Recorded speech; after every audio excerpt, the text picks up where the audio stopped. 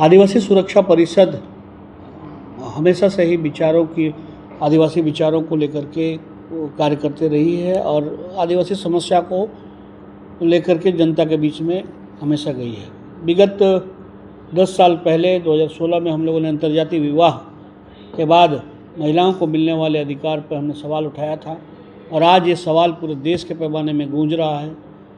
Parliament में भी ये बातें कई सांसदों ने इस बात को रखा है। झारखंड में एक बड़ा प्रॉब्लम अब आदिवासियों का आ रहा है, वो है डिलिमिटेशन परिसीमन। पिछले 2007 में एक प्रपोज़ल आया था। उस प्रपोज़ल के माध्यम से ये बात आई थी कि आदिवासियों का सीट 28 में से 21 कर दिया गया, जो बाद में बहुत दबाव के बाद 22 का प्रस्ताव बना। लेकिन आदिवासियों के आंदोलन के बाद, कई पॉलिटिकल पार्टियों के इंटरफेरेंस के बाद ये मामला उस वक्त झारखंड को डिलिमिटेशन के दायरे से बाहर रखा गया। अब फिर पुनः 20 साल के बाद ये मामला सामने आ रहा है।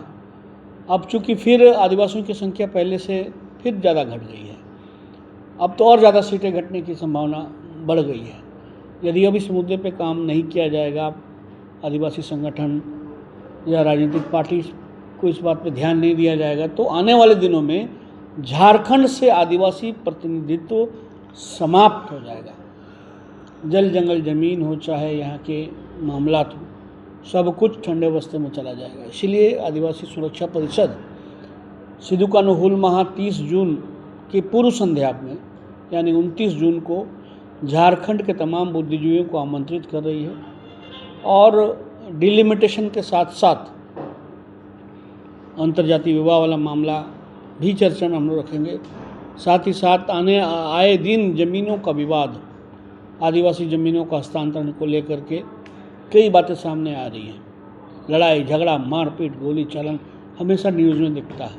तो इन मुद्दों को लेकर के हम लोग एक गहन विचार करेंगे और आपके मार्फत से भी हम बुद्धिजीवियों को और इस सम्मेलन में आमंत्रित करना चाहेंगे और जो भी मामला सामने आएंगे उसको दुनिया के सामने हम लोग 30 जून को हम लोग फ्लैश करेंगे।